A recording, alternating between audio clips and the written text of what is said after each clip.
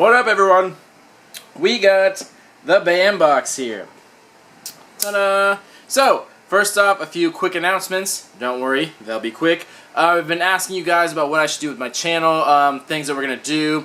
Splitting these reviews into two parts, both the unboxing and the review.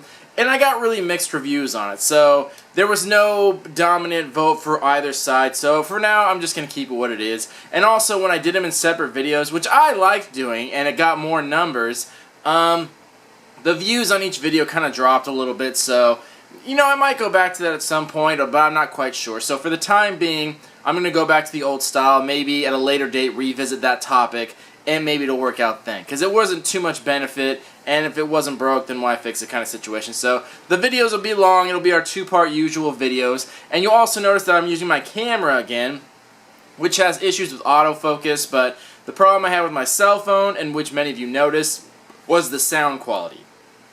I didn't mention that when I was bringing it up because I kind of wanted people to come to that realization on their own, and they did. A lot of people said, oh, the sound quality is just not that great on your phone. Everything else is great, but sound quality is not that bad, or not that great. So I'm like, well, I'm just going to go back to my camera. It wasn't that big of a deal, and from now on, I might just use my cell phone camera as an alternate angle. So if this camera isn't focusing, then I shall go to my normal side camera and try to refocus things there. So hopefully that'll be the solution to make everyone happy, because well, we couldn't come to a decision. One change that is going to stick that a lot of people are excited about is my new reviewing process for my weekly roundups. Reviewing individual products and giving it ratings and scores and things like that, just like I do in the box. A lot of people are very excited about that, as am I. I've got some really great ideas for that, so that should be really cool. So that to look forward to, and I'll figure out what I want to do for the first one. But those are going to be really cool. I think people are really going to like that. But again, you'll have to let me know what you think. So, as far as it's going, kind of back to the old style. Got the camera back up, got the computer back up. Should be able to output these videos pretty fast. So, you know, we'll just kind of play it by ear at this point. Anyway, got our BAM box right here.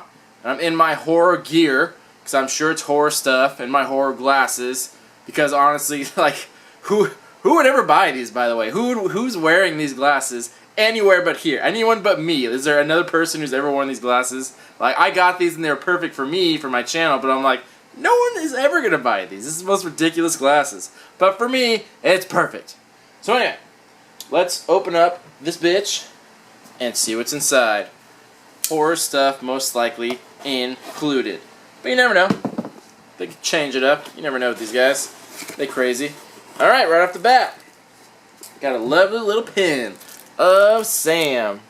Oh, look at that. Autofocus. Good job. So, yeah, got a little pin of Sam. And they do really nice pins, actually. They're all embeveled and embossed. They got texture to them. Nice color. I really like that. I was just seeing Johnny Tea's got pins made like this. And I want to get pins made like this for my channel, too. With the Beardy logo thing to, hand out to people. I think it's dope as hell. It looks super profesh. So, yeah, they do really good pins, honestly. I like the pins they do. So there's that. And I want to find out who their distributor is so I can get my own done. Paper. No paper. Alright, looks like we got some cool items here. This one looks like a name tag. Hollywood Horror. S-Mart employee ID badge. There we go. And that says Ash on there, so obviously this is from Evil Dead, from the little market he worked at. That's cool. So this is things they kind of do. It's prop replicas, which it technically is. It is a prop replica, but it's literally a card with some printing on it. So it's pretty easy to replicate that thing. Still a prop replica, but it's still it's pretty basic. It's not hard to do. Anyway, next we got a Hollywood Horrors Demonic Box Puzzle Cube. Sounds kind of like a Rubik's Cube. We shall see. And yes, it is. So it is, in fact, a Rubik's Cube. Yeah. Different kind of concept because it has pictures on each side. So not only are you trying to match it with the side it's supposed to be on, the pictures are supposed to line up as well. So that's kind of cool if you can figure that out. I know a lot of people who are good at the cube. And I think this is a reference to Hellraiser, right? He had a cube in it, if I remember. I never watched it all the way through. I'm pretty sure he had a cube in that movie. So there you go. So kind of a fun, not really a prop replica, but just kind of a little parody toy from the movie. that's cool. I've been meaning to get a Rubik's Cube. I want to learn how to solve them. So that works for me. A little Rubik's Cube. And that looks like all the big items. The rest look like prints or comics and prints. So let's take a look at this. Alrighty. First, we got a comic. Kiss issue number 1. And it does have a signature. Right over there. Yeah, so it's got a signature. You would assume it's probably like Gene Simmons or someone from the band, but I highly doubt that. I highly doubt they have the time to sign number 1 comics, so I'm sure it is signed by someone else. Maybe the artist of it, maybe the cover artist, or maybe something like that. I'll have to read the pamphlet to see who exactly signed that. But that's cool. Kiss comic. Next, art print. Say the name of the artist. No, it does not. Okay, so art print, I'll find out the name of the artist in their card. Freddy vs. Jason. Very nicely done. And it is signed and numbered. Of 2,500, you know, pretty high number, but still numbered nonetheless, so it does get some value, and we appreciate that. Bagged and boarded, kept it in good condition. Very nice stuff. And I like the quality of it. It's hard to see through my blood glasses. Yeah, looks really nice. I like that print. That would frame really nice. Good job.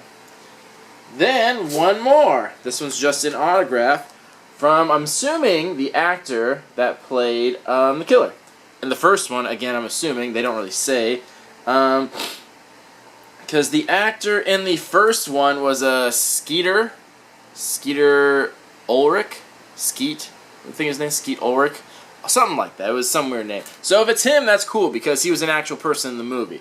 When it's people that were just in costume, it's not as cool to get their autograph because you don't know what they look like, so they're not faces. But it would be cool to get the actor that was also in the costume. That'd be dope. So I think everyone got this because I didn't get a 1-up card in mine. So that's really cool though. Horror autographs are something that come up a lot with these boxes. Even though they're not horror boxes, I guess these people just are always willing to sign stuff. But that's really cool. I like Scream. I think it's a really iconic movie. It did a really good job, so I like that too. So that was all the items in the box. Not a lot of stuff in there. We got 2 signatures. We got signature art, comic, and some small little trinkets. So not a lot of stuff in there, but it's cool stuff nonetheless. So we shall take a little break, and then I'll come back and talk about some value on this box. And then we'll give it a rating. See you soon. Alright, we are back. Let's talk about some value on these items. So, first, our nice little pin. I got Sam. You actually had the option of other characters. You got Chucky, and you got Jigsaw, and then a 1-up like red version of Jigsaw. So that's kind of cool. They really do a nice job in these pins. I keep saying that. Like, they honestly do an awesome job. I want to get in contact with whoever makes them to get some of my own made. Those are really badass. But anyway, that runs about $8 to $10 because it is nicer quality, very well-known characters. So that's pretty reasonable. Then, our badge.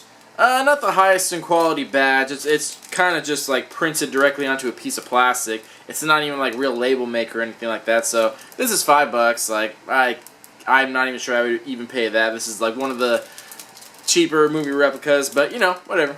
$5 on that. Then, our Hollywood Horror Demonic Cube puzzle. This is going for $9 to $10. It's just a standard Rubik's Cube, but they decorated it a little bit differently to make it more in theme with that movie. So that's what it is. $9 to $10, which I guess is reasonable, you know, if you're into Rubik's Cubes. Then,